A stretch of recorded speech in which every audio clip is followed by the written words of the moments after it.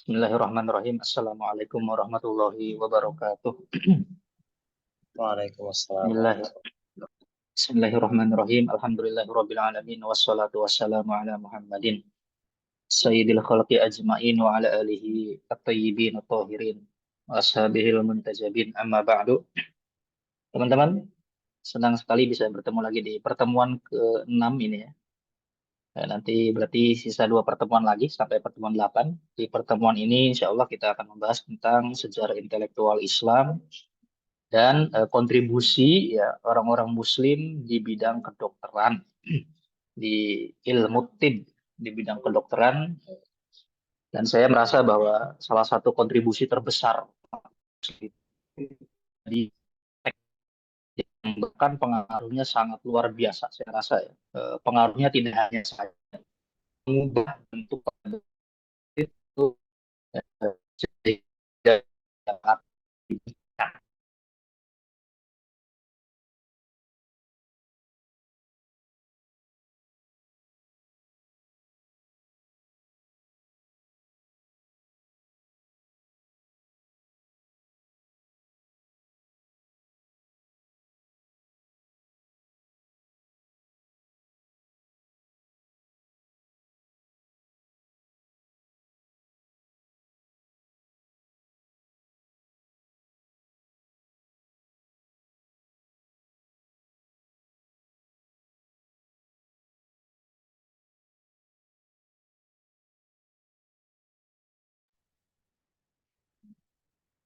sempat terputus ya teman-teman.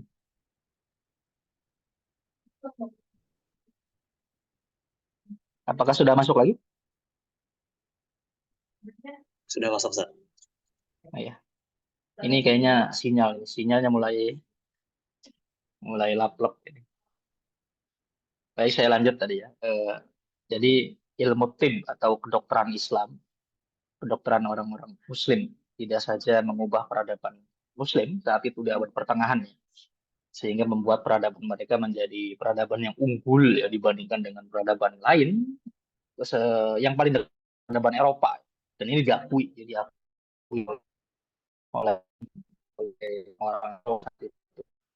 Tapi juga kedokteran mengaruhi kedokteran para pengembang teori-teori kedokteran, para eksperimen, para orang-orang yang melakukan eksperimen di bidang kedokteran belakangan ketika Aflarung. Kita tahu ya soal dokter Muslim itu namanya Abu Bakar Ar-Razi, itu luar biasa. Dia salah satu orang yang membedakan antara penyakit campak dan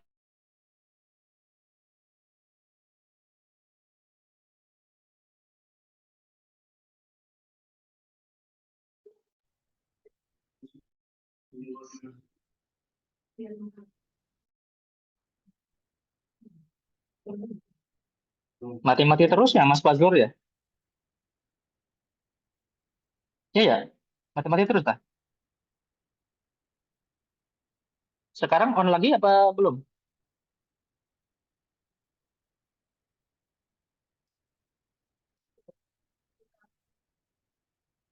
Mas Rahman, apakah suara saya kembali ada? Masuk, Ustaz. Ini koneksi ini.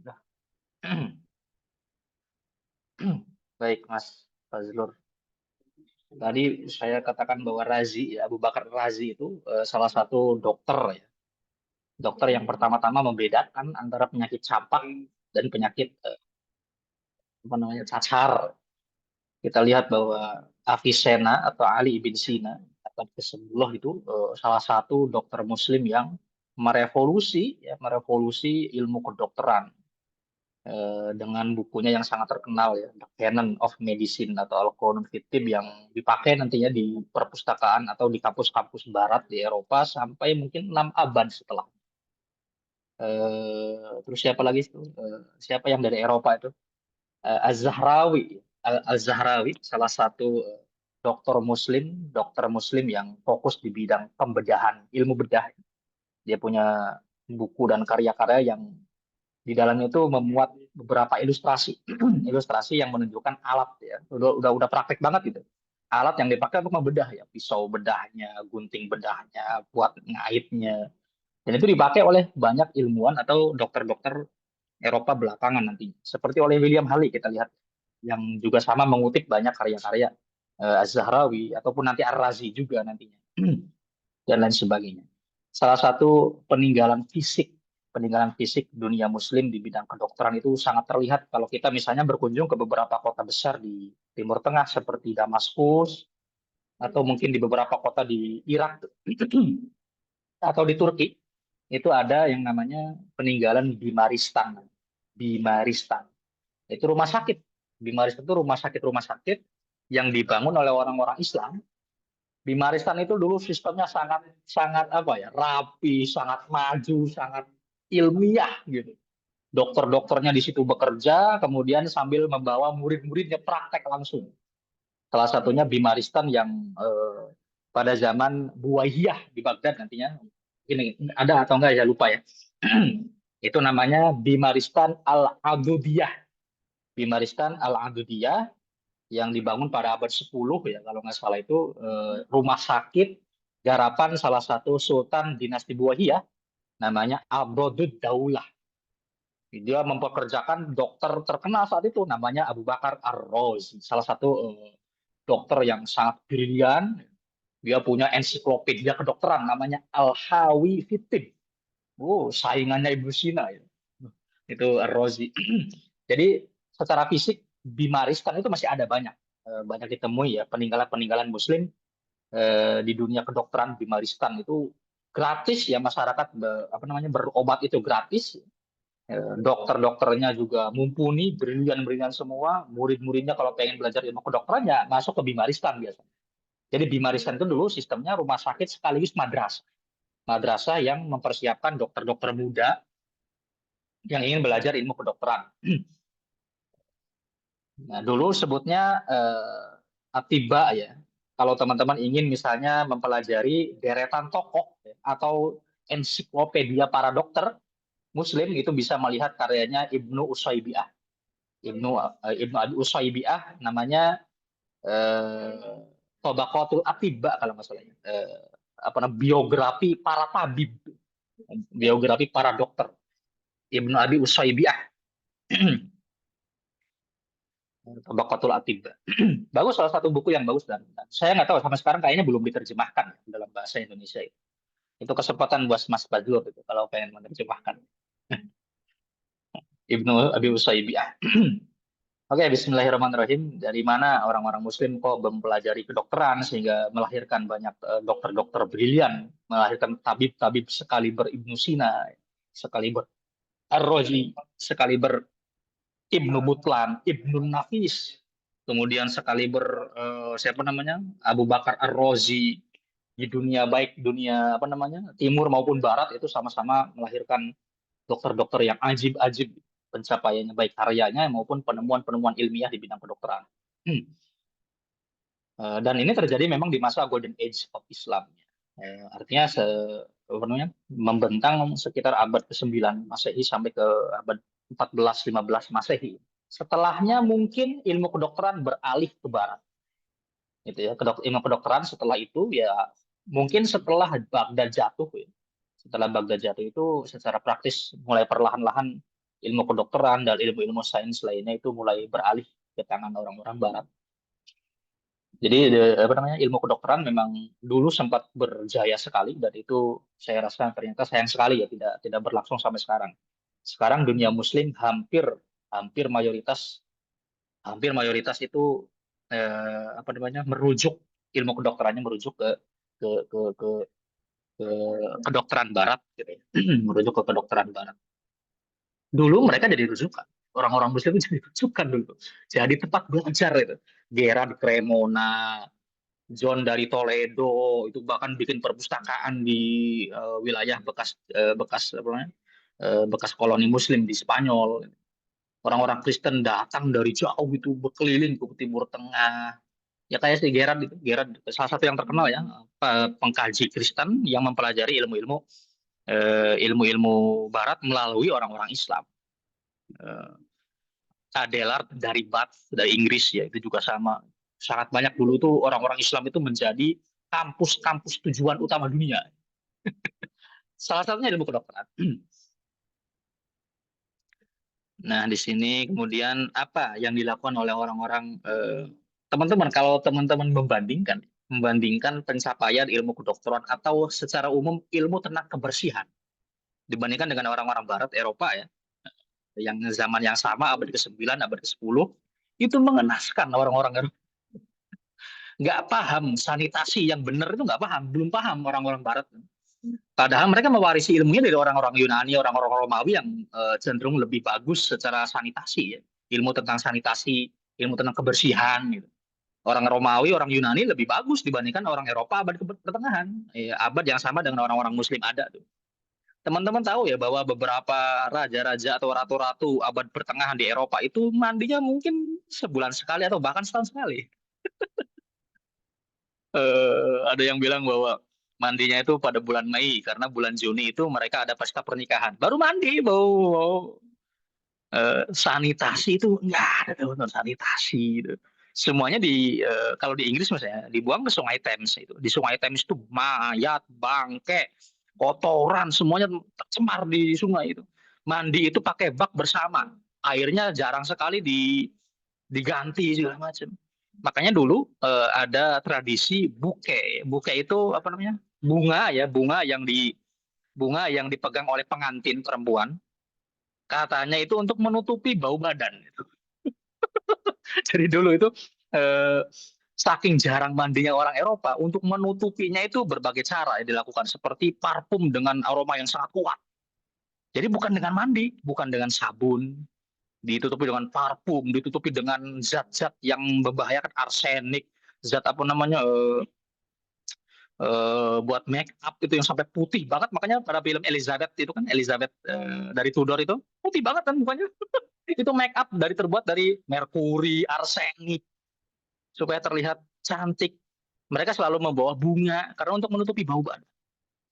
Itu yang terjadi di Eropa saat itu. Sementara Muslim sudah bikin sabun, sabun cair, sabun batang, ada sistem sanitasi, hamam, pemandian umum, hamam itu ada air hangatnya, ada air dingin. Hamam itu tersebar di hampir seluruh wilayah kota-kota besar Islam. Hamam namanya, hamam. Hamam ada hamam luxury ya, PIV untuk para pejabat, hamamnya khusus. Ada hamam untuk masyarakat biasa mandi. Jadi secara ilmu sanitasi orang-orang Islam saat itu sangat maju sekali dibandingkan dengan itu mengerikan kalau kita membaca sejarah sanitasi di Eropa pada abad pertengahan ya. Kalau dibandingkan dengan Islam. Islam itu sabun, odol, parfum itu dari bahan-bahan alamiah itu. Eropa itu suram gitu. Di Eropa itu ada pekerjaan yang hina tapi prestisius. Namanya belum belum apa sih namanya? Jadi setiap raja akan mempekerjakan beberapa orang untuk ngurusin cebok. Mohon maaf. Jadi ada khusus orang-orang untuk ngurusin ceboknya raja. Suram gitu. Jadi kemana-mana raja khususnya kalau kita melihat sejarah Tudor ya, Tudor itu raja-raja Inggris ya. Sebelum nantinya putus pada masa Henry berapa, 7 8 yang putus Tudor itu. Itu kan setiap raja itu membawa kotak itu isinya buat pup. Itu berhiaskan emas, berlian, tempat kotak pupnya itu. Nah itu dibawa kemana-mana. Nah yang ngurusin sanitasi raja, yang ngurusin bagian belakangnya raja itu ada khusus pekerjaannya. Saya lupa nama bahasa Inggrisnya apa ya. Tapi itu prestisius karena mereka akan lebih dekat dengan intim dengan raja, dengan pejabat besar, gajinya lumayan besar. Ya. Terkenal itu dalam sejarah Tudor. Ya. Kalau teman-teman lihat sejarahnya. Aduh, ini karena raja-raja cara mandi gitu, cara mandi. Gitu. Mau BAB susah airnya kemana? Kadang air dari apa namanya BAB diserot ke jalan raya. Ini sanitasinya mengenaskan orang-orang Eropa. Sementara Islam udah punya hamam, sistem sanitasi, sistem membuang limbah, sistem membersihkan badan. Bahkan nanti di kedokteran, bagaimana caranya mengawetkan makanan, bagaimana mengidentifikasi makanan beracun, mengidentifikasi makanan yang sehat. Itu kalau kita bandingkan. Tapi sekarang berubah ya. Negara Muslim dikesankan atau terkesan dengan negara jorok. Negara jorok yang sanitasinya sangat jauh sekali. Teman-teman bisalah secara faktual membedakan dan membandingkan negara Indonesia dengan Jepang ya. Terkait sampah, sanitasi, kebersihan lingkungan. Sekarang terbalik sekarang. Dulu umat Islam ya sangat bersih, sangat wangi. Ya, apalagi mewangi itu memiliki wewangian itu adalah bagian dari sunnah, bagian sunnah yang diajarkan oleh Nabi. Gitu. Wangi gitu ya. Kalau orang Eropa mah wanginya itu pakai apa namanya bunga itu supaya untuk tadi meminimalisir gitu. Mengaburkan bau-bau tidak sedap gitu. Bahkan perempuan-perempuan ini ya, perempuan-perempuan kayanya itu memakai mos ya. Mos itu jukut apa namanya? Rumput ya rumput untuk menutupi bagian-bagian intim yang bau. Itu suram gitu. Teman-teman bisa cari sendiri lah, bisa cari sendiri referensinya terkait sejarah sanitasi di khususnya di Kerajaan Tudor kalau karena itu salah satu apa namanya teks manuskrip sejarah yang cukup lengkap itu adalah Kerajaan Tudor Inggris. Henry salah satunya yang terkenal itu Henry kan. Henry itu yang gemuk mati meninggalkan itu matinya seketika gemuk itu beratnya mungkin sampai 200 kilo beratnya karena hobi makan. Hobi makan. Oke, di sini di abad pertengahan ketika Eropa masih terjebak dalam abad ke-8, pengobatan Islam mengalami kemajuan yang luar biasa pesat ya, dan mendekati pengobatan modern ya, berabad-abad lebih maju dari Eropa saat ini. Saat itu ya, dulu ya. Jadi dan sejak awal memang ada beberapa karya ya yang ditulis terkait kedokteran seperti misalnya dari kalangan generasi atau apa namanya? Dalam tradisi Syiah ya. Ada namanya Tibul A'immah. Tibul A'immah itu kedokteran warisan para imam-imam Syiah. Seperti Imam Ali Ar-Ridho ya. Ali Ar-Ridho bin siapa? Musa ya, bin Musa Al-Kadzim, bin Ja'far Shadiq bin Muhammad Bakir bin Ali Zainal Abidin bin Husain. Ali Ar-Ridho salah satu pakar kedokteran pertama, yang pertama-tama muncul ya. Dia mewarisi ilmunya dari ayah-ayahnya, dari Imam Ali nantinya, dan Imam Ali dari Nabi Muhammad gitu. Makanya dalam tradisi Syiah ada juga namanya Tibul A'immah, tradisi Tibul A'immah atau kedokteran yang diwariskan oleh para imam. Kemudian di Sunni ada juga At-Tibun Nabawi. Tuh, belakangan juga ada nanti ada buku yang dikarang tentang kedokteran khusus Nabi ya. Itu Tibun Nabawi juga populer sampai sekarang populer ya At-Tibun Nabawi itu. Artinya sejak awal dalam sejarah Islam orang-orang Islam sudah sangat perhatian terhadap tradisi kedokteran dan kesehatan. Hadis-hadis Nabi juga banyak yang menunjukkan hal itu ya, seperti yang diriwayatkan oleh Muslim bin Hajjaj An-Naisaburi dalam sahihnya ya. Likul lidain dawaun fa idza usiba dawa udda'i baro'a biidznillah. Semua penyakit ada obatnya. Ya kalau cocok ya penyakit itu diobatin dengan obat yang cocok ya sembuh dengan izin Allah. Dengan izin Allah. Jadi dulu itu tidak, oh karena ini adalah penyakit udah takdir Allah nggak usah diobatin, nggak ada dulu. Dulu diobatin. Salah satu apa namanya? Bukan dokter ya. Dulu itu ada mumaridoh. Mumaridoh itu orang-orang yang sigap mengobati luka ketika perang misalnya. Pasukan Muslim dalam perang misalnya terluka kan. Itu kan ada yang khusus divisi medik ya. Divisi medis gitu ya istilahnya kalau sekarang medik gitu ya. Itu sejak Nabi Muhammad sudah banyak tokoh-tokoh yang bekerja di bidang tamrid atau perawat orang-orang yang terluka ketika perang. Siapa namanya yang terkenal tuh? Mas Fazrul mungkin tahu ya siapa? Perempuan dari Khazraj ya. Rufaidah binti Sa'ad al-Aslamiyah. Itu Rufaidah salah satu perempuan, sahabat perempuan yang bikin tenda khusus untuk pengobatan. Pada perang Khandaq terkenal ya, Rufaidah itu. Dia mengobati misalnya salah satu ketua sukunya Aus, Sa'ad bin Mu'adz. Mungkin juga Mas Fazrul ada misalnya tokoh-tokoh lain yang fokus di bidang itu ya, seperti siapa namanya? Umaymah. Tadi Rufaidah, ada Nusaibah atau Nasibah ya. Banyak jadi dalam tradisi Islam awal juga profesi-profesi yang berkaitan dengan tadi kesehatan, dengan pengobatan itu juga sudah lumrah gitu, sudah ada. Maka tidak heran kalau misalnya umat Islam nantinya mewarisi bahwa kesehatan dan sanitasi itu sangat penting sekali dalam tradisi Islam. Nah, terkait ilmu-ilmu kedokteran nanti yang dikembangkan oleh banyak dokter dan banyak tabib Islam itu ya memang mereka berterima kasih dan mengambil banyak dari tradisi kedokteran warisan Yunani, warisan Romawi, warisan Ayurveda dari India, warisan dari Sanskerta, warisan dari bahasa Sanskrit itu India, dari Suriah kuno, dari Persia itu ya banyak Muslim dokter-dokter Muslim yang mengambil ilmu-ilmu kedokterannya dari tradisi-tradisi sebelumnya dari Silman. Tapi mereka tidak cukup dengan membaca ya ilmu-ilmu kedokteran sebelumnya. Mereka mengembangkan, mengkritik ya, bahkan menciptakan teori-teori dan praktek-praktek baru yang kemudian justru menjadi pionir mereka di dunia kedokteran. Jadi kedokteran Islam ya mengadopsi, ya, mensistemasi dan mengembangkan ilmu kedokteran dari dunia kuno, termasuk warisan yang terkenal ya dokternya dunia, Hippocrates ya. Abakrot, Galen, Jalinus, ya tentu saja Galen. Galen itu banyak dinukil juga oleh Ibnu Sina. Kalau teman-teman baca At-Tibun Nabawi misalnya juga banyak bahasan-bahasan tentang atau menukil kata-kata Jalinus, yaitu Galen, si Galen. Ya.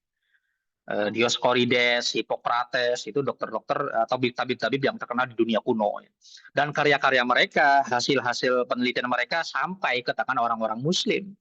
Kalau oleh orang-orang Barat mereka ditinggalkan. Ditinggalkan itu nggak guna ini ilmunya. Dipakai oleh orang-orang Muslim, berguna ternyata diambil lagi sama orang-orang Barat. Jadi transit ke Islam itu transit gitu, ilmu-ilmu itu tuh. Kalau tanpa ada Muslim ya ilmu itu akan hilang saya rasa ya, akan hilang. Tidak hanya ilmu kedokteran, saya yakin ya, ilmu-ilmu lain yang ditinggalkan oleh orang Barat ya, tidak diterjemahkan, tidak dikritisi, tidak dikomentari. Justru orang-orang Islam yang mengomentarinya. Teman-teman tahu ya, Aristoteles itu karya yang sampai ke Barat itu hasil kritik, terjemah, komentar dari Al-Farabi misalnya. Abu Nasr Al-Farabi dan ulama-ulama atau filosof-filosof muslim lainnya. Berkat mereka yang menerjemahkan ke bahasa Arab, diterjemahkan ulang ke bahasa Latin, baru orang Barat mengenal itu ilmu pengetahuan yang hilang itu.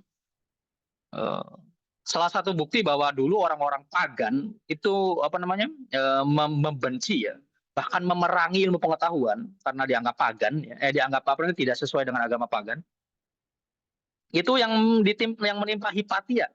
Tahu Hipatia yang kita tahu ya, salah satu tokoh perempuan pakar matematika awal di dunia kuno. Hipatia namanya. Ada filmnya yang mendedikasikan cerita tentang Hipatia. Teman-teman kalau bisa pengen nonton silakan. Namanya Agora. Judul filmnya itu Agora. Itu mengisahkan biografi tentang salah satu matematikawan perempuan terhebat dalam sejarah kuno namanya Hipatia di Alexandria. Dianggap kafir dia, dianggap ahli bidah. Ahli bidah. Nah, kalau tanpa peran dari orang-orang Muslim yang menerjemahkan ke bahasa Arab, yang meneliti kembali, yang mengomentari, yang mengulas, memberi penjelasan, ya orang-orang Barat sekarang ya nggak akan kenal ilmu-ilmu itu.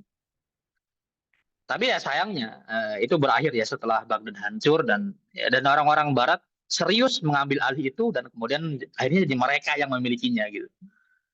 Sayang sekali. Jadi para tabib dan dokter masa pertengahan Muslim itu mempertahankan otoritas mereka sebagai tabib terbaik sampai kedokteran bangkit menjadi bagian dari ilmu pengetahuan alam. Dimulai abad pencerahan, kemudian abad pencerahan kan 600 tahun kemudian terjadi. Abad pencerahan di Eropa itu 600 tahun, 6 abad setelah umat Islam mengalami masa keemasan di bidang kedokteran dan ilmu-ilmu lainnya. Barat itu baru tercerahkan otaknya itu 600 tahun kemudian. Jadi lumayan cukup lama gitu. Tapi ya akhirnya diambil alih secara total. Ketika Barat masuk ke abad pencerahan, umat Islam kembali masuk ke abad remang-remang. Gelap enggak, terang enggak gitu ya. Ya lumayan lah, ada lah gitu. Ya akhirnya sampai hancur habis di masa kolonialisme, imperialisme, masa penjajahan ke dunia-dunia muslim yang sampai sekarang kita saksikan menjadi negara-negara terpecah-pecah negaranya. Itu kira-kira teman-teman terkait bagaimana orang Islam mengenal kedokteran sebelumnya dari beberapa tokoh besar ya, dari India, Yunani, lintas peradaban. Makanya kalau teman-teman lihat biografi para dokter-dokter Muslim, mereka ya sering juga dituduh ahli bidah gitu ya. Ahli bidah karena apa? Karena ngambil ilmu dari orang-orang kafir. Karena kafir, khususnya ini mazhab Salafi. Mazhab Salafi itu tidak terlalu suka ya sama ilmuwan-ilmuwan yang aneh-aneh itu. Mereka mengkafirkan misalnya Ibnu Sina. Ibnu Sina kafir, teman zindik Ibnu Sina. Karena pertama mengikuti mazhab kebatinan, Syiah Batiniyah misalnya. Yang kedua ngambil ilmunya dari orang-orang kafir, Yunani, India, Romawi. Tapi kalau kalau mereka membanggakan umat Islam, ya mereka akan menyebut Ibnu Sina gitu. Padahal yang menggetolkan, paling getol mengkafirkan Ibnu Sina ya orang-orang Salafi.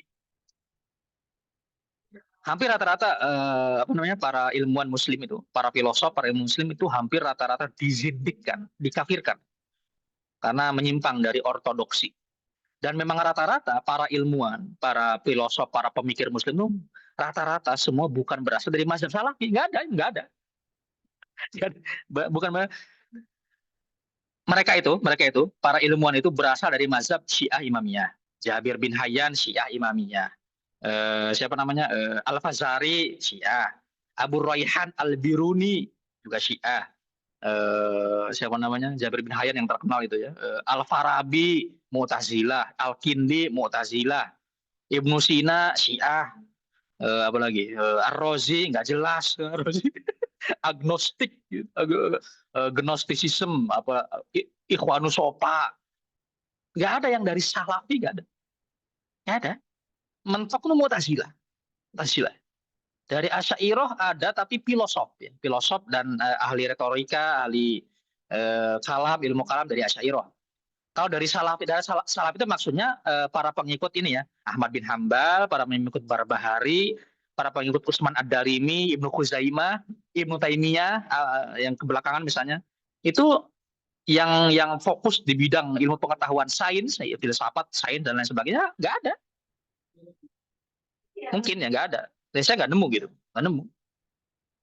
Yang kalau teman-teman silakan aja apa namanya runtut gitu nama-nama ilmuwan dan cek latar belakang ideologinya. Kan dia Salafi. Rata-rata ilmu orang-orang Salafi itu fokusnya memang di ilmu agama. Memang di ilmu agama mereka brilian dan super sekali karya-karyanya. Jadi kalau teman-teman ingin merujuk ilmu-ilmu agama ya kepada orang-orang Salafi lah. Mereka apa namanya memiliki warisan ilmu-ilmu agama yang sangat luar biasa. Kalau untuk ilmu pengetahuan, kedokteran, astronomi itu puncaknya ilmu astronomi. Nasiruddin At-Tusi, oh Syiah, yang nanti diwariskan kepada orang-orang Iran setelahnya ya. Murid-muridnya itu lintas mazhab At-Tusi itu. Orang ya. Dokteran Ibnu Sina, Ar-Razi, itu nggak jelas itu ini apa namanya mazhabnya itu. Ada yang Tuhannya ya saya yang penting bertuhan. Ya, siapa yang penting bertuhan? Siapa dia di mana? Mulu alam. Eh, tapi mungkin ada beberapa nanti kita mungkin bisa mencari atau melakukan penelitian lanjut ya, atau kita baca ulang gitu. Apakah dari kalangan Salafi ada ilmuwan-ilmuwan yang sekelas dan setingkat dengan Ibnu Sina, At-Tusi, Al-Khawarizmi dan lain sebagainya. Al-Khawarizmi aja bukan seorang ulama fikih, ulama hadis dan mereka memang fokus ke dalam ilmu-ilmu alam.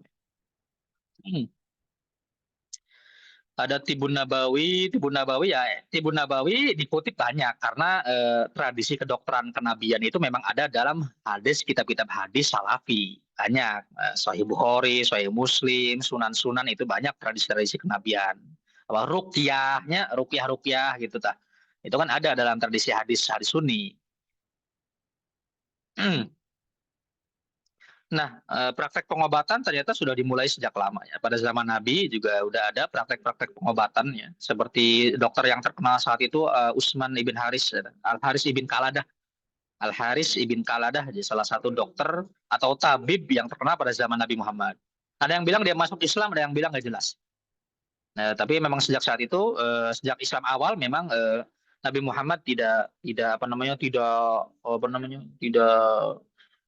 tadi tidak meragukan ilmu-ilmu yang sudah ada sebelumnya, tetap dipakai kalau berguna ya, tetap dipakai. Contohnya Al Haris bin Qaladah itu.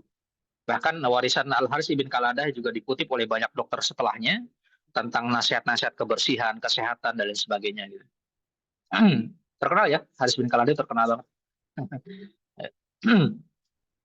Salah satu pengobatan Haris itu misalnya 7 kurma ya, lalu ditumbuk bersama bijinya dan dioleskan ke bagian tubuh yang sakit. Kalau misalnya kita kena borok, kena apa gitu, salah satu obatnya dengan mengoleskan kurma yang ditumbuk. Ya. Kemudian nasihat-nasihat lain tentang kesehatan juga misalnya janganlah kalian makan buah-buahan kecuali yang sudah matang. Jangan makan minum buah-buahan yang mentah gitu. Kemudian makan siang, barang siapa yang makan siang hendaklah ia tidur sesudahnya. Dan barang siapa makan malam hendaklah ia berjalan 40 langkah. Ini kan terkait tentang apa nih ya, kalori ya. Kalau dikonversi ke sistem kedokteran modern. Tapi waktu itu ya belum belum semodern dan semaju kedokteran era Ibnu Sina, belum. Ini kisah-kisah terkait tentang Al Haris Ibn Qaladah juga ada dengan Raja Khusrau dari Anushirwan dari ini ya dari apa namanya Sasania dari Persia.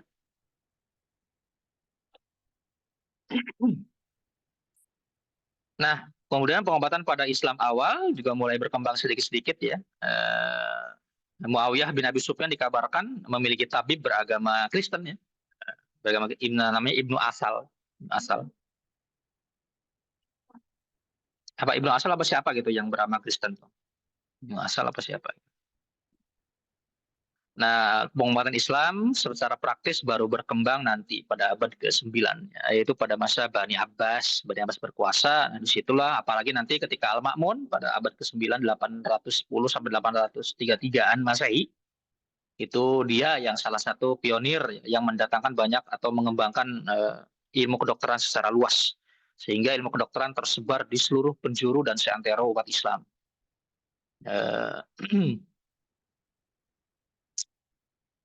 Al-Ma'mun. Jadi Al-Ma'mun itu pada tahun 825 katanya mendirikan Baitul Hikmah kan pada tahun 825. Di Al-Ma'mun kan sampai 830-an ya. Kemudian dibentuk Al-Ma'mun itu membentuk Al-Baitul Hikmah mengikuti terinspirasi dari Jundi Sapur, Akademi Jundi Sapur yang warisan Sasania, Jundi Sapur.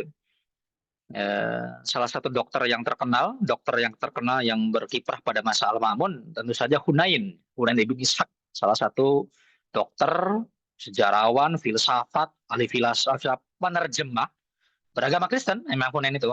Dia bersama anaknya Hunain ibn Ishaq, Ishaq bin Hunain. Bahkan dia Al-Ma'mun itu membayar berapapun karya-karya kedokteran atau ilmu-ilmu pengetahuan lainnya.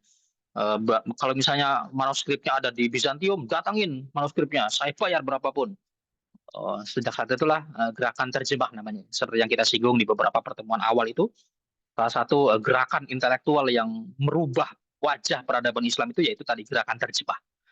Gerakan menerjemahkan karya-karya kuno ke dalam bahasa Arab, karya-karya Galen, Hippocrates, Ptolemy, Archimedes, Dioscorides dan sebagainya. Banyak ya. Terus kemudian orang Islam juga menerjemahkan, tentu saja menerjemahkan karya-karya kedokteran dunia kuno seperti kompilasi medis Kunas, Kunas dalam bahasa Arab, Medical Compendium katanya 7 jilid diterjemahkan ke dalam bahasa Arab. Karya-karya kuno juga banyak sekali dikutip oleh Ar-Razi, Abu Bakar Ar-Razi dan Ali bin Sina. Sehingga memang secara teori umat Islam sangat berterima kasih kepada warisan kedokteran dunia kuno. Jadi tidak sepenuhnya berawal dari kosong banget gitu orang Islam. Enggak, mereka tetap mempelajari dari ilmu-ilmu lain. Itulah salah satu tanda terbukanya umat Islam di abad itu, di abad ke-9 dan ke-10. Jadi mereka tidak tertutup gitu.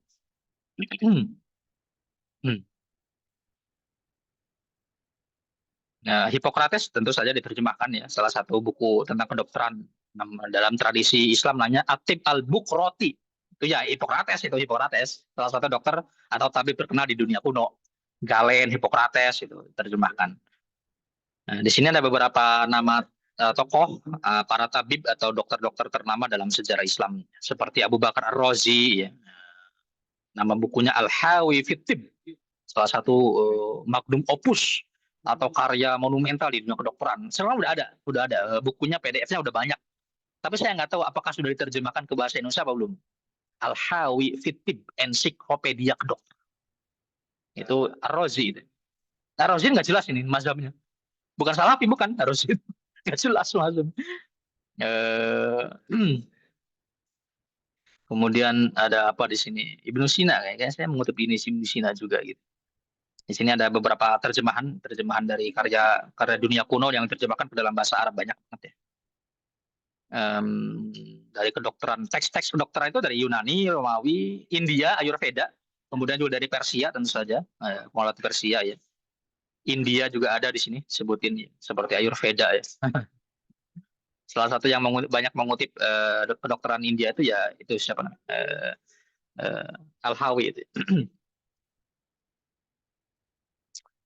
Di sini ada beberapa nama ya. Ali ibn Musa Ar-Ridho ya. Ali Ar-Ridho, salah satu ulama atau imam Syiah yang terkenal itu ya. Ali Ar-Ridho alaihissalam bin Musa Al-Kadim, kemudian ada Ali bin Sahal atau Bari, kemudian ada Muhammad bin Zakaria Ar-Razi.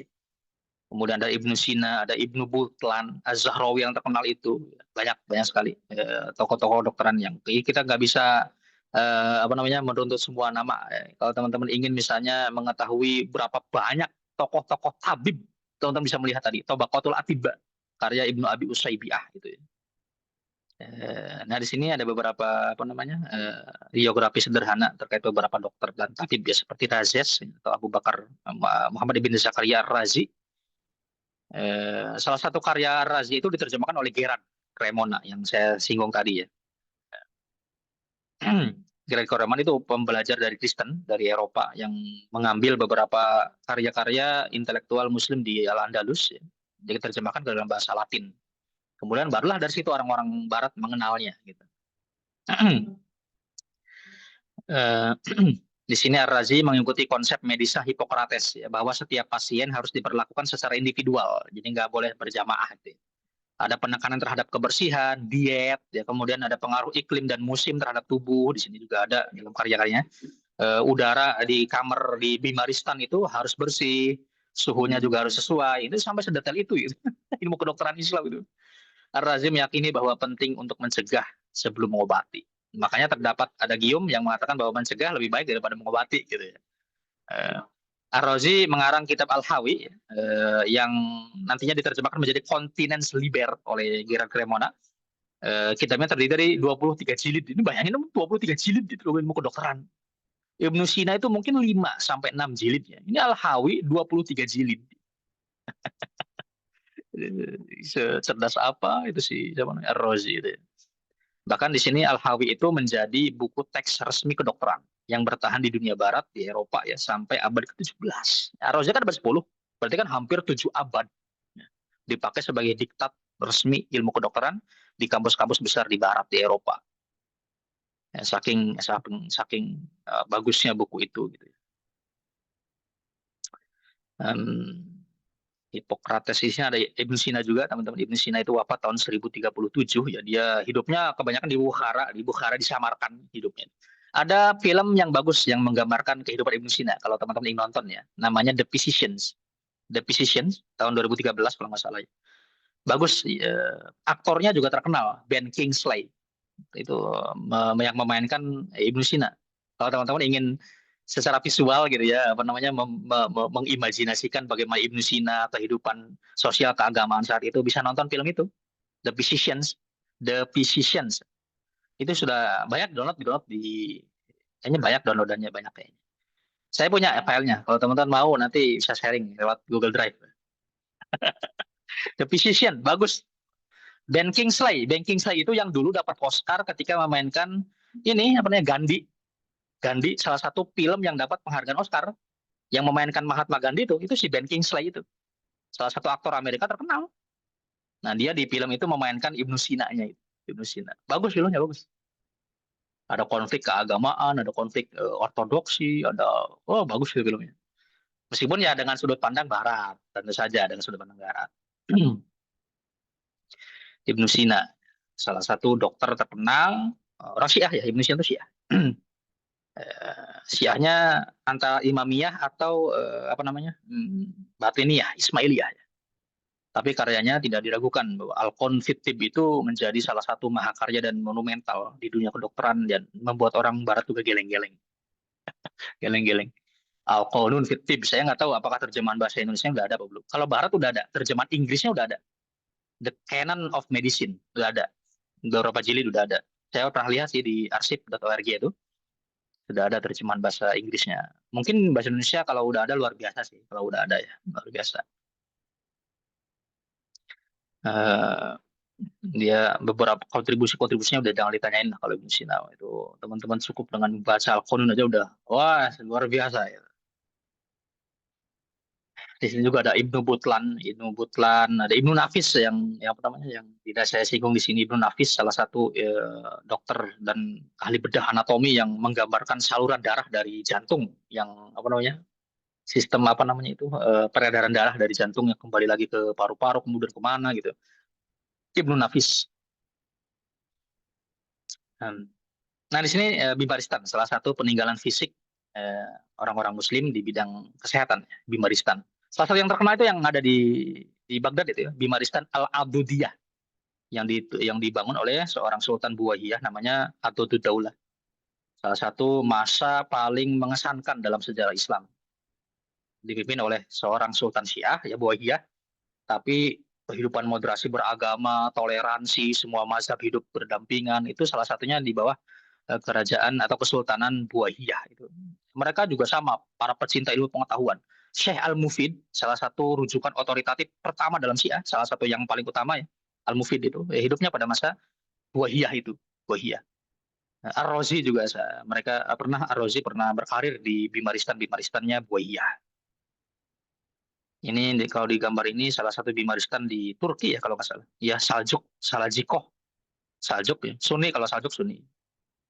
Salah satu Sultan Saljuk terkenal itu adalah Alp Arslan yang membendung serangan Romawi pada perang Manzikert, Manzikert yang terkenal itu.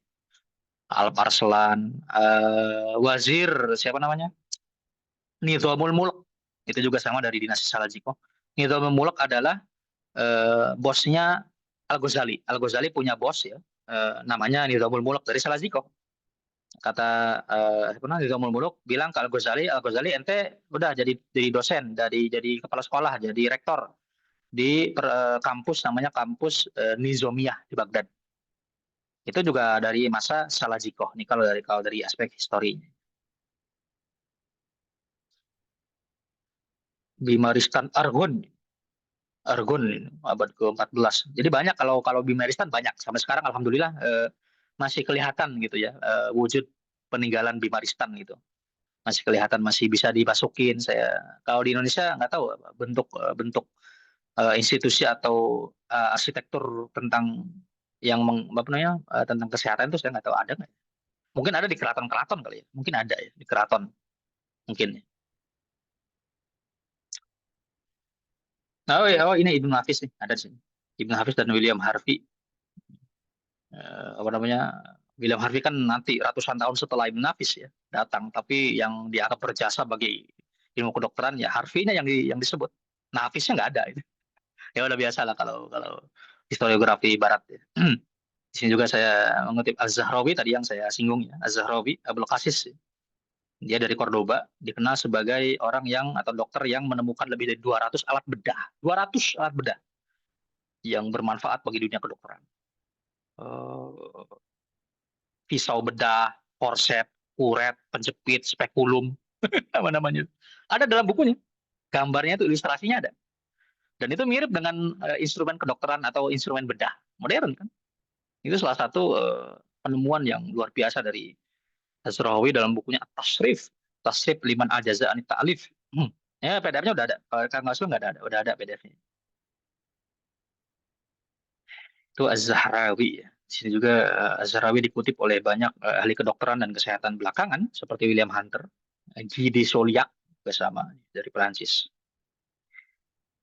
Oke, teman-teman, saya rasa itu ya yang bisa saya sharing dan saya ceritakan, saya kisahkan kepada teman-teman terkait sejarah intelektual Islam, khususnya di bidang kedokteran.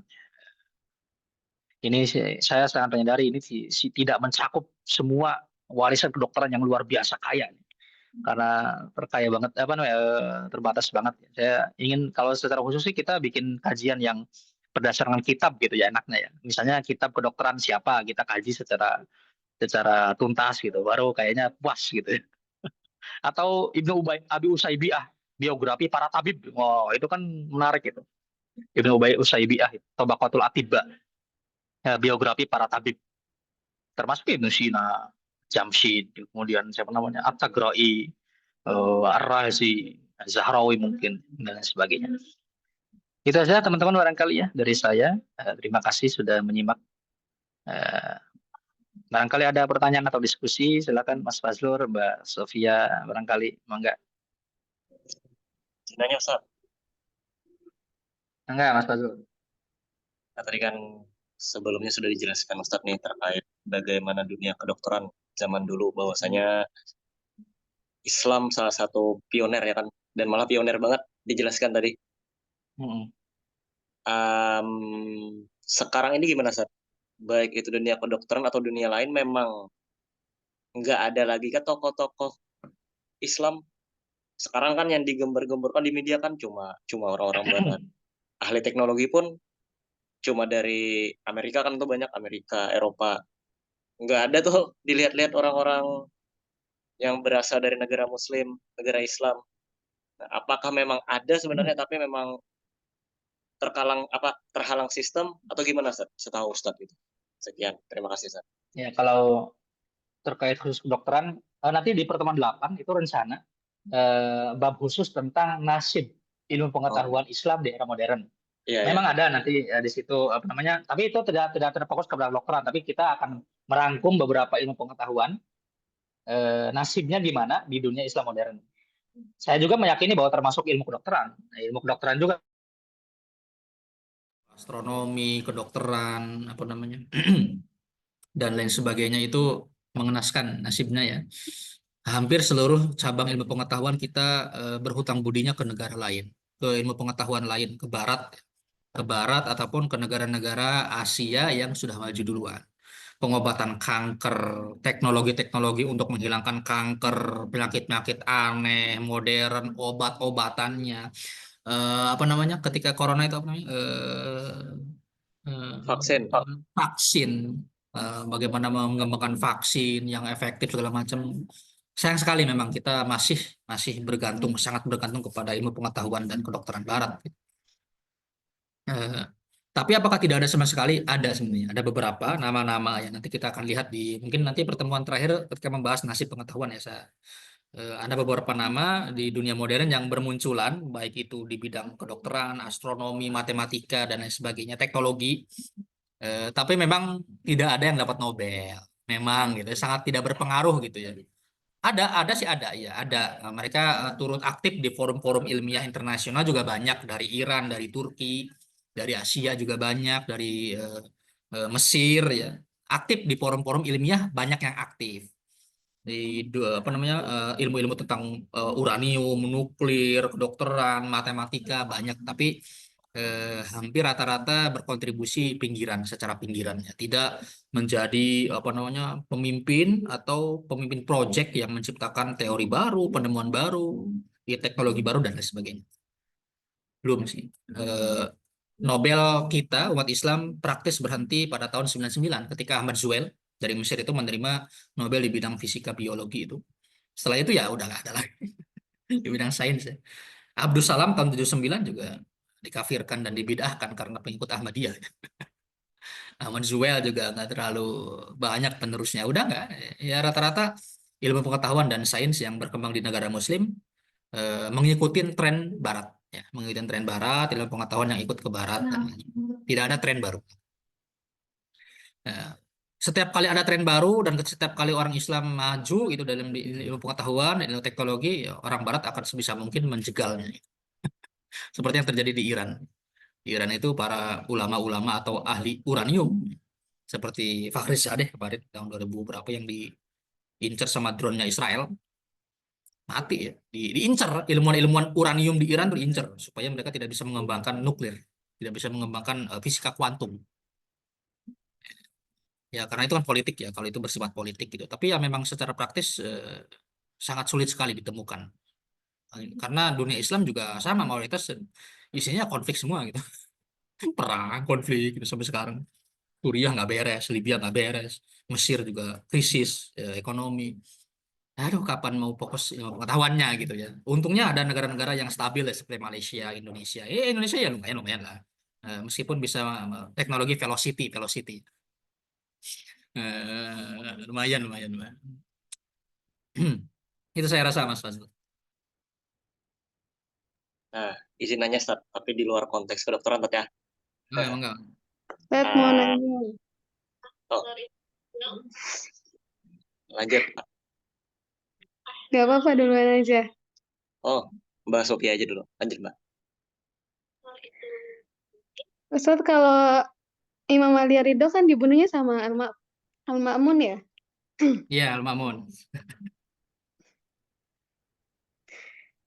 Kemudian anaknya juga nikah sama anaknya Al-Ma'mun ya Ustaz. Imam Muhammad Al-Jawad. Iya, cuman ya secara umum Al-Ma'mun memang gak jelas itu kalau hubungannya dengan imam-imam Ahlul Bait memang kriminal dia. Kemudian kalau misalnya yang Ar-Razi ini Ustaz, Abu Bakar Hmm? Ar-Razi apa Fakhruddin Ar-Razi? Yang mana? Yang kedokteran. Kalau misalnya sering disebutkan sejarah tentang Ar-Razi itu tentang Imam apa Fakhruddin Ar-Razi atau Abu Bakar Ar-Razi biasanya Ustaz? Kalau kalau misalnya Abu Bakar Muhammad ibn Zakaria berarti Razes yang kedokteran Ar-Razi. Baik Ustaz. Kalau yang misalnya kalau dalam membahas tradisi Asy'ariyah itu Fakhruddin Ar-Razi ahli kalam itu mah ahli kalam Asy'ariyah Tulen. Oh, Ustaz. Asy'ariyah Tulen. Kalau Ar-Razi itu nggak jelas keyakinannya nggak jelas. Kalau Ar-Razi yang dokter tuh itu nggak jelas itu keyakinannya itu. Abu-abu dia tuh nggak entah kemana dia itu kadang. Kalau yang Fakhruddin Ar-Razi yang penulis Mafatihul Ghaib itu dari tradisi Asy'ariyah, itu ulama Asy'ariyah itu. Asy'ari, Sunni Asy'ari, ya. Ahli kalam yang menulis Mafatihul Ghaib gitu. Terus penulis banyak buku-buku ilmu kalam juga dia. Kalau itu Fakhruddin Ar-Razi. Nah, kalau yang kedokteran yang kita bahas di sini itu Muhammad bin Zakaria Abu Bakar Ar-Razi. Razes dari Rai, Persia, Iran. Itu Mbak Sofia ya. Berarti dulu memang semaju itu, Ustaz, ya, intelektual pada zaman dulu. Berarti konteks-konteks agama itu memang jarang dibahas dulu ya, Ustaz? Iya, dulu tuh Zaman-zaman bahkan kamu masih Islam, Ustaz. para ilmuwan-ilmuwan tuh bahkan aneh-aneh mereka kadang mengkritik agama juga banyak. Ar-Razi itu salah satu yang mengkritik agama itu. Ar-Razi itu, aduh.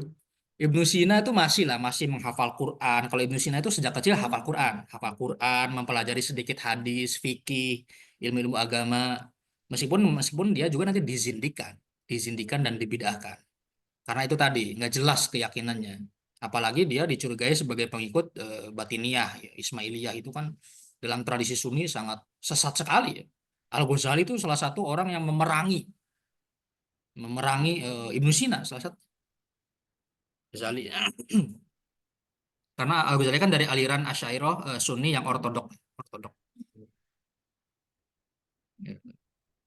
Dulu orang-orang para pemikir-pemikir bebas itu rata-rata memang tidak akrab ya dengan tradisi keagamaan ortodok. Tapi juga juga mereka ada yang benar-benar apa namanya setia dan pengikut murid-murid para imam seperti Jabir bin Hayyan itu apa namanya murid setianya Abu Abdillah Ja'far As-Shadiq. Jabir bin Hayyan bapak kimia itu dia menyebut gurunya itu sebagai maulaya. Kalau tanpa maulaya, saya itu bukan siapa-siapa. Saya nggak bisa tahu apa-apa tahu tanpa maulaya, tuan saya. Karena memang dia belajar ilmu kimia dan ilmu-ilmu lain di sekolah Ja'far, di sekolah Imam Ja'far itu. Salah satu orang dengan isi kepala yang paling kaya ilmu pengetahuannya itu Abu Abdullah Ja'far Shadiq. Itu ilmu fikih, ilmu debat, ilmu kedokteran, ilmu kimia, segala macam ilmu-ilmu kuno ada di isi kepalanya, luar biasa. Saya juga heran itu. Murid-murid dari Sunni kan banyak dari Imam Ja'far tuh. Meskipun mereka setelahnya tidak ikut gurunya, bikin mazhab sendiri. Seperti Malik bin Anas, Imam Malik itu yang memilih untuk bikin mazhab sendiri, mazhab Malikiyah. Kemudian Abu Hanifah Nu'man bin Sabit juga sama muridnya Ja'far. Pernah sekali banyak berdebat, belajar, berdialog, berdiskusi, tapi ya tidak ikut gurunya, bikin mazhab sendiri. At-Taghroi nanti, At-Taghroi itu juga sama. At-Taghroi itu salah satu teoretikus kimia setelah Jabir, Jabir kedua dijulukinya. At-Taghroi namanya, At-Taghroi. Dia salah satu pakar di bidang ilmu kimia teoritis. Itu juga Syiah. Kuat keyakinan Syiahnya itu. Nah, kalau ada bedanya yaitu tadi dari keyakinan ortodoksi Salafi susah ditemukan ilmuwan-ilmuannya. Justru ada ya dari ortodoksi Syiah gitu. Karena memang tradisi Syiah itu memungkinkan untuk tadi menggunakan akal seluas-luasnya untuk mencari pengetahuan, menggali rahasia-rahasia alam. Ya memangnya karena diajarkan oleh imam-imamnya gitu. Imam Ali Ar-Ridho mengajarkan penggunaan akal. Dari imam pertama Ali bin Abi Thalib juga itu kental banget gitu nuansa pesan-pesan yang menghormati akal, pengetahuan, menggunakan pikiran. Ilmu debat aja ya awalnya berkembangnya di tradisi ini orang-orang Syiah sebelum nanti ditransfer ke orang-orang Mu'tazilah. Kita tahu bahwa Wasil bin Atha ya, pendiri Mu'tazilah itu yang ahli debat itu, rasional itu, muridnya Abdullah dari anaknya Hashim, Abu Hashim itu. Muhammad bin Abu Hashim bin Muhammad Hanafiyah, putranya Ali bin Abi Thalib. Jadi Wasil bin Atha itu dapat ilmunya dari Ahlul Bait. Wasil bin Atha itu pendiri Mu'tazilah. Abul Hasan Al-Asy'ari, pendiri mazhab Asy'ariyah, dapat ilmunya dari Mu'tazilah. Mu'tazilah dapat ilmunya dari Ahlul Bait. Jadi tapi ya kesananya sepanjang perkembangan pemikiran ideologi Islam ya rata-rata akhirnya memang ilmu pengetahuan baik itu teoritis, filsafat, bahkan sains memang secara kuantitas diambil alih oleh orang-orang Mu'tazilah dan orang-orang Syiah secara kuantitas. Kita tahu bahwa Nasiruddin At-Tusi salah satu pucuk dan puncak ilmu astronomi itu Syiah. Nasiruddin At-Tusi bekerja di bawah pengawasan Ismailiyah pernah, kemudian di Mongol juga, orang-orang Mongol. Ya, observatorium, dia bikin observatorium Maraga yang sampai sekarang juga menjadi salah satu tempat yang turis di Iran. At-Tusi. Umar Khayyam ahli matematika itu orang Persia. Bukan Salafi, bukan ini. Jadi itu tadi yang nggak jelas akidahnya juga banyak yang nggak jelas akidahnya tuh kayak ini si Ar-Razi itu nggak jelas dia yang ngikutin mazhab Salafi apa, ngikutin Asy'ariyah apa enggak, ngikutin Syiah atau tidak, itu nggak jelas Ar-Razi. Tapi karena memang iklim berpikir bebas saat itu memang kuat sekali. Ada buku bagus teman-teman namanya Al-Mufakkirun Al-Ahrar fil Islam, para pemikir bebas dalam Islam, bahasa Arab itu. Ada nggak PDF-nya ya? Kalau ada nanti mungkin saya bisa kirim lah ke grup ya. Apa judulnya, Ustaz? Orang-orang bebas dalam Islam. Al-Mufakkirun Al-Ahrar atau Al-Ahrar gitu. Al-Muharrarun, orang-orang berpikir bebas dalam Islam. Mereka nggak jelas akidahnya. Sabit bin Qurra, Abu Bakar Ar-Razi, Ikhwanus Sofa, nantinya Ikhwanus Sofa, orang-orang gnostik gitu, orang mazhab-mazhab aneh-aneh. Makanya mereka diserang oleh orang-orang Salafi, sangat diserang. Ibnu Sina itu diserang karena zindik tadi, nggak jelas akidahnya. Tapi dulu itu jadi syiar Islam nggak, Ustaz? Pengetahuan itu jadi syiar nggak, Ustaz? Dengan pengetahuan apakah memang menarik banyak orang masuk Islam dulunya?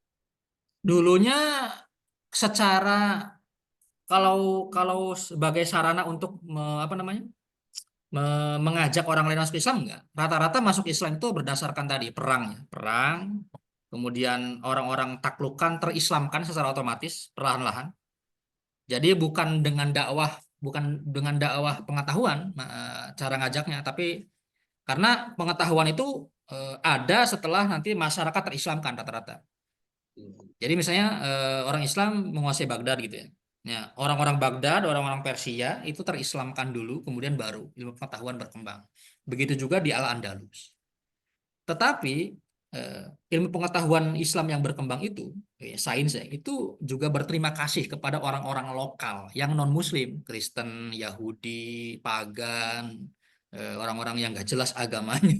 Itu mereka diajak, memang diajak. Dari mereka ada yang masuk Islam nggak? Ada yang masuk Islam, ada yang tetap Kristen. Hunain ibn Ishaq itu Kristen tetap, tapi tetap bekerja dengan orang-orang Islam. Jadi apa namanya, kemajuan umat Islam di bidang ilmu pengetahuan tidak otomatis membuat seluruh warga non-Muslim berbondong-bondong masuk Islam. Ya, faktor yang paling berpengaruh itu saya rasa ajaran Sufi ya, tentang kebaikan, tentang apa namanya, membuat banyak orang Mongol masuk Islam itu kan ajaran Sufi juga. Ajaran kebaikan dalam Islam, dakwah tasawuf yang mengajak kepada pemurnian jiwa, itu yang saya rasa justru yang sangat signifikan pengaruhnya terhadap apa namanya, gelombang Islam masuk Islam. Sisanya itu dengan penaklukan. Sisanya itu masyarakat dunia yang ditaklukkan oleh umat Islam berangsur-angsur masuk Islam. Karena tekanan tadi ya, takut takut nggak dapat jatah sosial, takut segala macam. Yang penting masuk Islam aja gitu. Tapi dakwah dengan ilmu pengetahuan itu secara tidak langsung. Sains yang berkembang saat itu secara tidak langsung ya. Maksudnya memang menginspirasi banyak orang-orang Kristen untuk belajar kepada orang-orang Islam. Dari sana mungkin secara tidak langsung banyak juga orang-orang yang kagum dengan Islam dan masuk Islam karena saking majunya ilmu pengetahuan dalam Islam gitu. Tapi itu tidak mesti, tidak menjadi faktor penentu gitu. Karena Gerard Cremona, Abelard dari Bath gitu ya, si John dari apa namanya, siapa dari Al-Andalus itu, mereka belajar Islam, belajar ilmu pengetahuan sains dari Islam, tapi tetap tidak masuk Islam. Jadi ilmu pengetahuan dan masa ke masa itu bukan satu-satunya faktor yang menggiurkan untuk orang-orang non-Muslim untuk masuk. Saya rasa faktor lain yang adanya lebih signifikan, yaitu tadi dakwah bil hikmah wal mauidho, dakwahnya orang-orang tadi ya, irfan, orang-orang yang sufi, ajaran tasawuf, ajaran Islam yang rahmatan lil alamin. Saya rasa itu lebih lebih lebih ini lebih. Kalau sekarang mungkin bisa Mas Fazrul ya. Kalau sekarang itu kalau umat Islam maju ya, secara apa namanya, intelektual, ideologi, secara teknologi, sains, ilmu pengetahuan, mungkin tuh bisa jadi faktor ya, mungkin bisa menjadi faktor banyak orang-orang Muslim, non Muslim masuk Islam gitu. Tapi saya nggak tahu. Sekarang itu orang-orang masuk Muslim itu saya nggak tahu, karena mungkin karena medsos kali, mungkin bisa ya, dari medsos berbondong-bondong masuk Islam dari medsos, dari podcast, dari podcast. Jadi masa Golden Age dalam sejarah Islam itu bukan menjadi penentu pertama di balik masuknya orang-orang non-Muslim ke dalam agama. Karena memang sudah terislamkan dulu sebelumnya. Sudah terislamkan dulu. Izin nanya Sat, tapi di luar konteks pengetahuan ataupun materi ini Sat ya. Ya, enggak. Jadi kan saya dulu KKN, Sat ya, KKN itu di daerah Haruyan Dayak namanya. Nah, Jadi itu memang isinya suku Dayak. Suku Dayak kan suku asli Kalimantan. Suku Dayak ini menganut faham keyakinan Kaharingan namanya, Sat.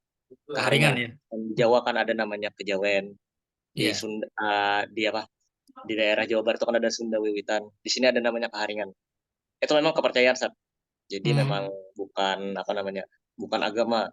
Jadi salah satu hal yang saya dapat, mereka itu memang nggak punya kitab suci, nggak jadi cuma ajaran dari mulut ke mulut, diwariskan dari mulut, dari mulut ke mulut. Jadi nggak ada pedoman.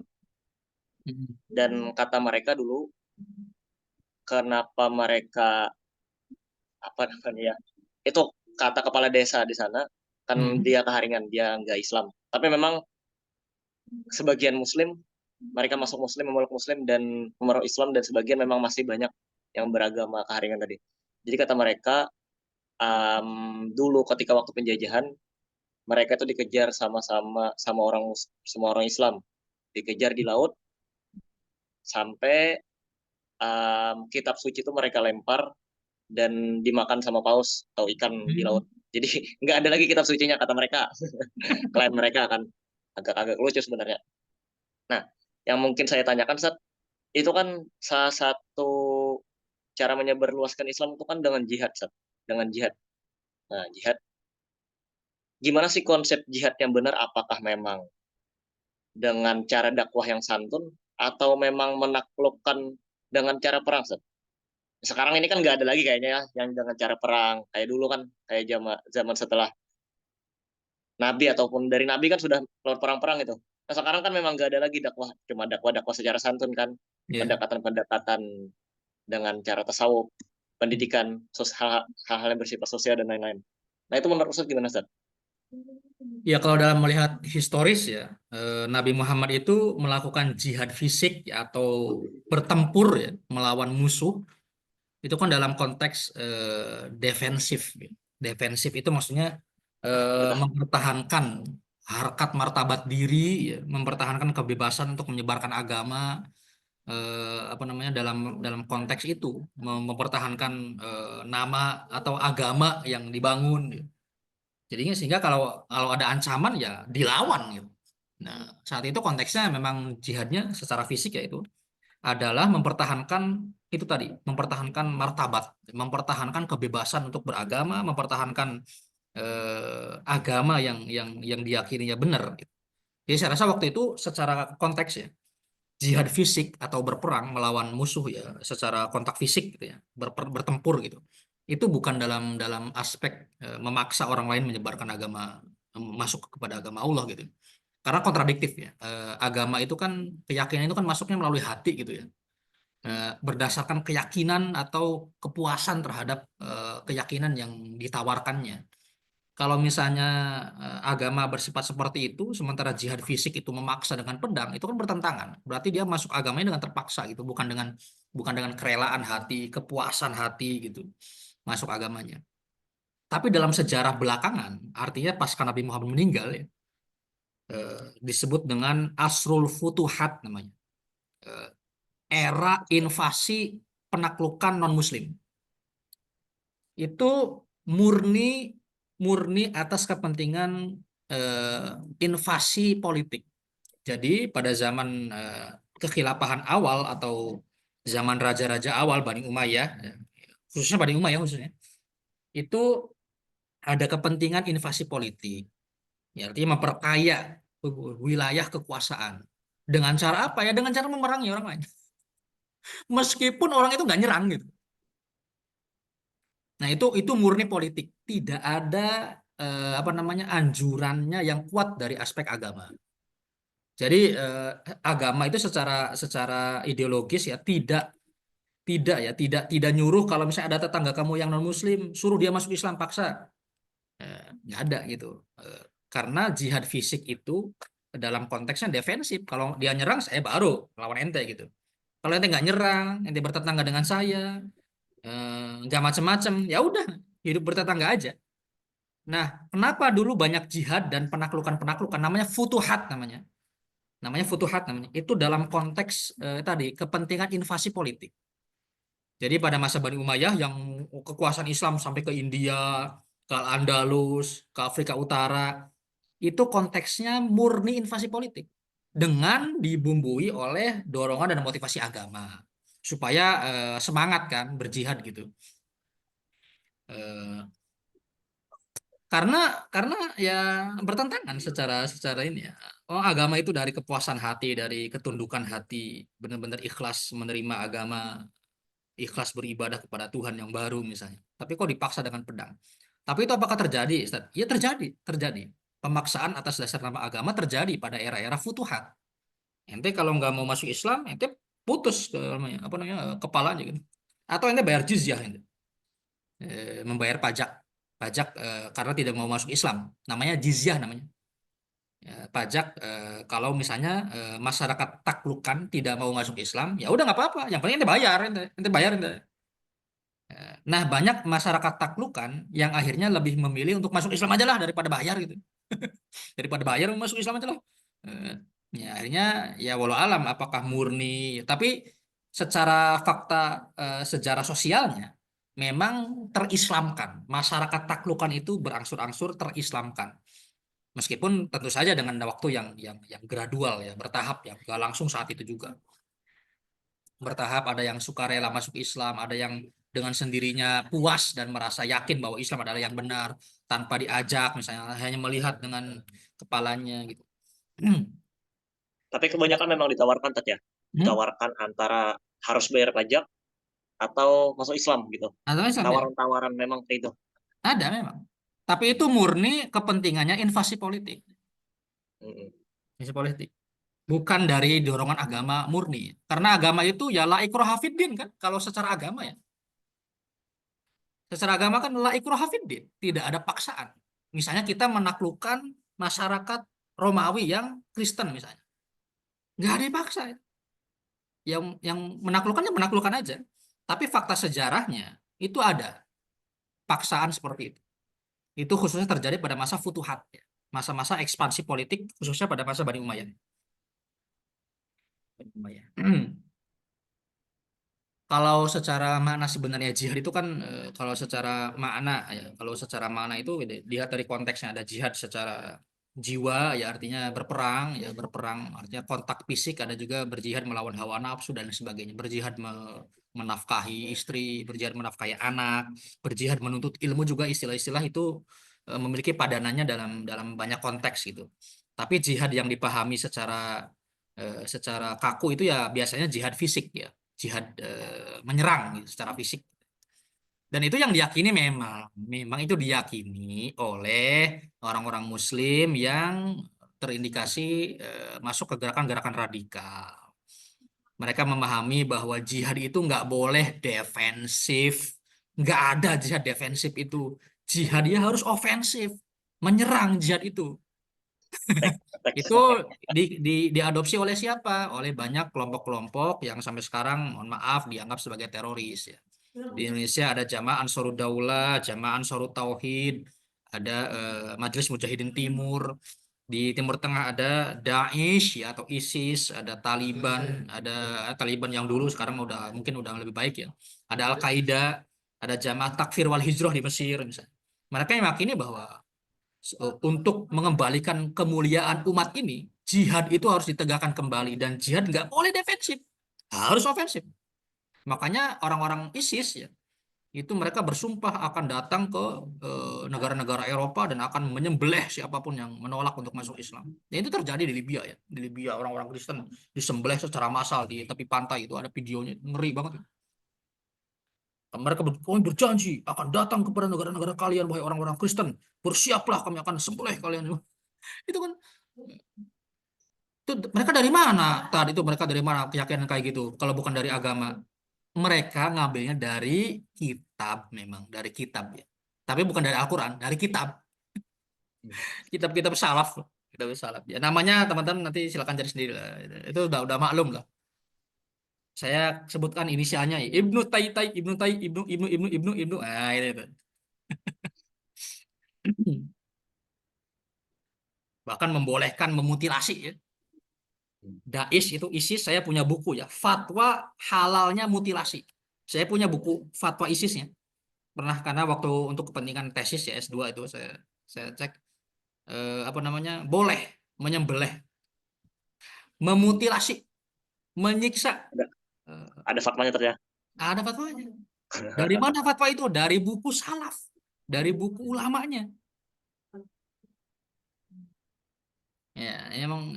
Tapi dari Al-Quran, dari sunnah-sunnah yang benar, sunnah Ahlul Bait, sunnah-sunnah yang sahih itu ya, saya rasa jauh nggak ada ajaran-ajaran keras kayak gitu. Jihad itu bukan kayak gitu. Jihad itu. Itu Mas Bazul.